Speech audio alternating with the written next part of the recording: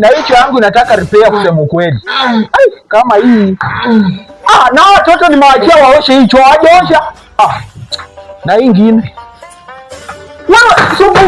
Fungua ngoja kidogo wana ya mwisho tu. Nani mwenye anaanza kuzoea kuja kukunya kwa hicho? Fungua mlango. Fungua. Hiyo ujui choo babangu ni mwenye adridi. Hata imekuwa tu nigongee choo Toka nje. Hii choo babangu ni mwenye adridi. Sasa unaringa na hicho na niosanga ni MC wa Halaba Hodi. Amejengea matungo yote. Alafu unaringa na hicho ya milango mbili. Ukienda ukakunye kwa hiyo choo zenye alijenga kama kukuja hapo kwangu.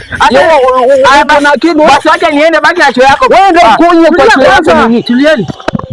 Mbona mnagombana? Si huyu ni mwenye amekuja kukunya hapa kwa choo yangu, huyu nini?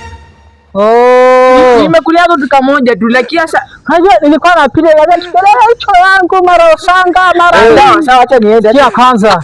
Huyu ni nini? Subiri bwana naenda. Kwani wewe unatokea eneo gani?